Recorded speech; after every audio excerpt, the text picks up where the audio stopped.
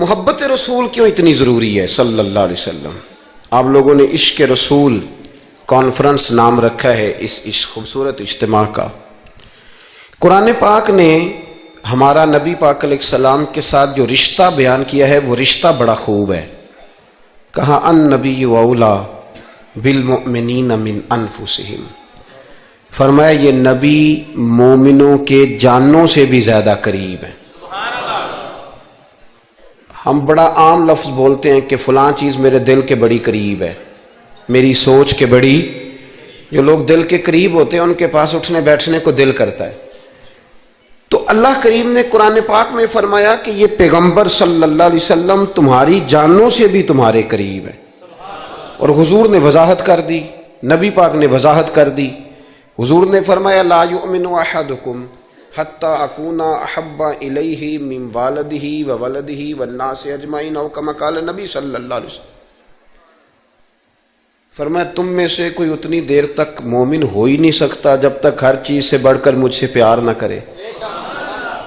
ایک مثال دے لوں، بات آسان ہو جائے گی۔ جس گھر کے اندر پیسہ بے شمار ہو، دولت بے شمار ہو، مکان ایک نہیں چار ہو، اور دنیا کی ساری آسانیاں گھر میں موجود ہوں، سارے دوست میری بات پہ توجہ کرنا، ہر شے ہو، بینک بیلنس بھی ٹھیک ٹھاک ہو، بچوں کا فیوچر سیف ہو، لیکن گھر کے اندر میاں بیوی کی صلح نہ ہو، بچے کہتے ہیں گھر میں ہر چیز ہے پر امی اور ابا کا جھگڑا ہر وقت جاری رہتا ہے، وہ گھر صحیح چلتا ہے؟ آپ نے بولنا اس لیے نہیں کہ یہ باتیں لوگ، یہ گھر کے اندر کی باتیں ہیں نا۔ حالانکہ پاکستان کا تجزیہ یہ ہے کہ 95% میاں بیوی کے حالات ٹھیک نہیں پاکستان، یہ سرکاری اعداد و شمار ہے۔ 95% گھروں میں اختلاف رائے۔ یہ بات ذہن میں بٹھا لیں کہ میاں بیوی کا اگر اتفاق نہیں نہ ہوتا تو وہ کہیں کہ گھر میں کوئی بھی خوشی رہے گی تو یہ ممکن ہی نہیں، یہ سوال ہی نہیں پیدا ہوتا۔ 6 بچے ہوتے ہیں اور شادی کو 24 سال گزر جاتے ہیں پھر بھی طلاق ہو جاتی ہے، اس لیے کہ میاں بیوی کے لیے سب سے ضروری چیز آپس کی محبت ہے۔ اور یار کیا خوبصورت انداز ہے میرے رسول پاک علیہ السلام کا، جتنی شاندار طبیعت حضور نے مولا علی شیر خدا کی تھی اتنی کوئی کر سکتا ہے؟ اور جتنی اعلیٰ ترین تربیت اور حسن سیدہ فاطمہ کو اللہ نے دیا کسی اور کو مل سکتا ہے؟ لیکن میرے نبی پاک علیہ السلام نے ان کی شادی کے بعد ان کو اکٹھے بٹھا کے ان کے سر آپس میں جوڑ کے ہاتھ اٹھا کے دعا کی تھی کہ اے اللہ ان کے درمیان محبت پیدا فرما دے۔ میاں بیوی کے درمیان جو سب سے اہم چیز ہے وہ محبت ہے۔ بچے کہتے ہیں ہم کدھر جائیں، ابا کی سنیں کہ اماں کی سنیں؟ اور اکثر گھروں میں بچوں کی تربیت رک جاتی ہے اس لیے کہ میاں بیوی کا سلوک نہیں ہوتا، تباہی اتر جاتی۔ گھر کے اندر ہر شے ہے پر ان کا پیار نہیں۔ پتہ یہ چلا کہ گھر میں محبت نہ ہو تو گھر نہیں چلتا۔ اگر محبت کے بغیر ایک گھر نہیں چل سکتا تو محبت مصطفیٰ کے بغیر دین کیسے چلے گا؟ گھر نہیں چلتا میرے بھائی، ٹوٹ جاتا ہے، بکھر جاتا ہے۔ سارا کچھ ہونے کے باوجود میں نے مردوں کو روتے ہوئے دیکھا ہے، عورتیں تو روتی ہیں، میں نے مردوں کو روتے ہوئے دیکھا ہے کہ کیا کروں 4 بچے ہیں پر اس کو نہیں سمجھ آتی، وہ پاگل ہے، مہربانی کریں وہ سیانی ہو جائے، میں بچوں کے لیے پریشان ہوں، کدھر کیا کروں؟ یعنی عورت اگر وفادار اور پیار کرنے والی نہ ہو تو مرد کو آنسو نکل آتے ہیں کہ یہ سیانی ہوتی تو میرا گھر بن جاتا۔ او بھائیو پیار بڑا ہی ضروری ہے، یہ محبت بڑی ضروری ہے، اس کے بغیر نہیں نظام چلتا۔ محبت ہو جاتی ہے نا، چلیں ایک واقعہ سناتا ہوں آپ کو، بات زیادہ مضبوط ہو جائے گی۔ داتا گنج بخش علی حجویری داتا صاحب نے لکھا ہے، یہ آج کل کا جو جدید نوجوان طبقہ ہے وہ ذرا بات جلدی سمجھ جائے گا۔ داتا صاحب رحمۃ اللہ لکھا ہے، حضرت عبداللہ بن مبارک رحمۃ اللہ علیہ سے کسی نے کہا کہ آپ بڑے زبردست محدث ہیں اور اتنی وارفتگی والے صوفی کم ملتے ہیں جتنے آپ ہیں، وجہ کیا ہے؟ تو حضرت عبداللہ بن مبارک فرمانے لگے مجھے نہ توبہ کرنے سے پہلے ایک عورت سے عشق ہو گیا تھا، عورت سے۔ بڑی توجہ سے بات سمجھنا۔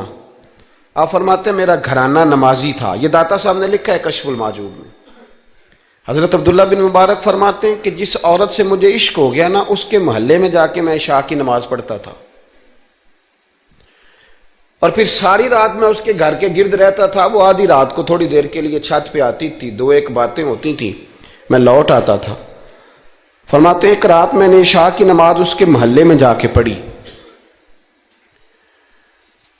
قاری صاحب نے نا کچھ آیات لمبی پڑھا دی تو مجھے غصہ آیا.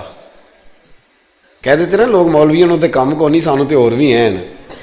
تو کہتے ہیں کہ نماز لمبی پڑھا دی تو مجھے غصہ آیا کہ جلدی پڑھاؤ. فرماتے ہیں نماز وہاں پڑھی، سخت سردی تھی، رات لمبی تھی. میں اس کے گھر کے گرد جا کے نا تو منڈلانے لگا، کیونکہ مجھے اس سے محبت تھی.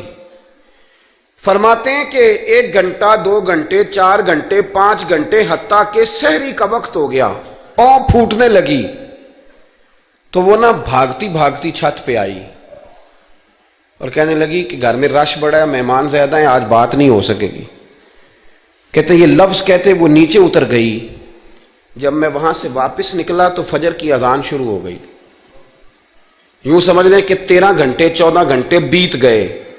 حضرت عبداللہ بن مبارک فرماتے ہیں اچانک نہ میں نے اپنے دل پہ توجہ کی. ساری رات وہ آئی نہیں تھی، پر مجھے اس پہ غصہ بھی کوئی نہیں آیا، مجھے وہ بری بھی نہیں لگی. ساری رات اس نے کھڑا رکھا لیکن میرے دل سے اتری بھی نہیں. کوئی نہیں سمجھ آئی آپ کو میری بات؟ فرماتے ہیں کہ پھر میں نے اپنے دل پہ توجہ کی تو مجھے سمجھ آئی کہ مجھے اس سے کھرا پیار ہے، سچا پیار ہے. یعنی اس نے آدھا جملہ کہا کہ میں مجبور ہوں، تو میں نے اس سے مزید نہ قسم اٹھوائی نہ گواہ مانگے، میں اس کی وہ مجبوری بھی فوراً ہی مان گیا.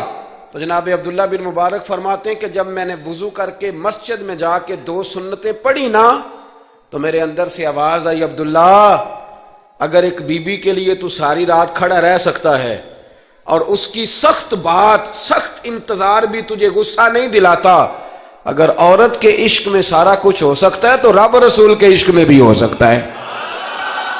پھر ان کی بتائی ہوئی تراویحاں تجھے غصہ نہیں دلائیں گی، پھر ان کا کہا ہوا روزہ تجھے غصہ، پھر تو یہ نہیں کہے گا کہ بڑا مشکل کام ہے جی گرمیاں دے روزے نے. پھر تیری زبان سے کوئی لفظ، اس لیے کہ محبوب پر غصہ. وہ کسی اردو کے شاعر نے کہا تھا کہ اس نے کہا تھا عشق ایک ڈھونگ ہے، تو میں نے کہا تجھے عشق ہو خدا کرے، پھر کوئی تجھے اس سے جدا کرے، پھر تو اسے تسبیحوں پہ پڑھا کرے، پھر تو گلی گلی پھرا کرے، پھر تو اسی کا نام جپا کرے، پھر میں کہوں کہ عشق ایک ڈھونگ ہے اور تو نہیں کہا کرے. ایک صاحب نے مجھے ایک دفعہ فون کیا، ہمارے سنگی ہیں، وکیل ہیں، بیوی ان کی پروفیسر ہیں. کہنے لگے جی آپ کے ایک بزرگ نے کہا ہے کہ صحابہ نبی پاک صلی اللہ علیہ وسلم کا بول مبارک پیشاب مبارک پی جاتے تھے. لوگوں کو بڑی جلدی ٹینشن ہونے لگ جاتی ہے ان چیزوں کی، بڑی جلدی. اس رستے کے مسافر نہیں نہ ہوتے، اس رستے کے مسافر نہیں. انہوں نے کہا جی کہ صحابہ حضور کا لعاب دہن اپنے چہرے پہ مال لیتے تھے، ناک سے رینٹ نکالتے تھے تو مال لیتے تھے. یہ کیسے ہو سکتا ہے؟ میں نے ان سے کہا کہ تمہاری عقل میں بات نہیں آئے گی، تمہارا شعبہ نہیں نا، تمہارا یہ شعبہ.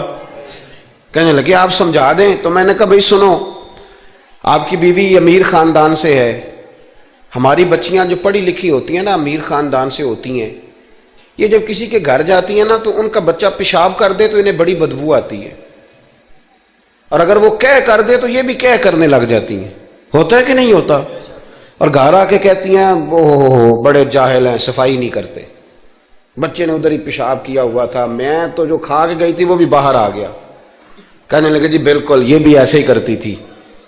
تو میں نے کہا جب اس بچی کا جو بڑا ناک چڑھاتی ہے، جب اس کی اپنی شادی ہو جائے، اپنا بچہ ہو جائے اور بچہ بالوں میں پیشاب کرے، پھر بھی کہہ آتی ہے. کیوں؟ اس لیے کہ اپنا بچہ ہے. اور میں نے کہا میاں فرق اتنا ہے کہ صحابہ کا اپنا نبی تھا. یہ جب محبت ہو جاتی ہے نا تو پھر گھن نہیں آتی پھر کوئی. اور پھر مصطفیٰ کریم کا بول مبارک تو اللہ نے ویسے ہی پاک فرمایا ہے. تو میں نے کہا یہ باتیں اتنی دیر ہوتی ہیں جتنی دیر تک بچہ غیر کا ہوتا ہے. جب بچہ اپنا ہوتا ہے تو پھر یہ گفتگو. جب تک بچہ غیر کا تھا، آواز کم کریں گی تھوڑی، جب تک بچہ غیر کا تھا اس وقت تک کہہ بھی آ رہی تھی، بدبو بھی آ رہی تھی، گھن بھی آ رہی تھی، اور پھر بچے نے الٹی کر دی، اماں کے کپڑوں پہ کر دی، اس کے گود میں کر دی، لیکن پھر اماں کو کوئی تکلیف کیوں؟ اب کیا ہوا ہے؟ اب اس سے پیار ہو گیا، اب اس سے محبت ہو گئی۔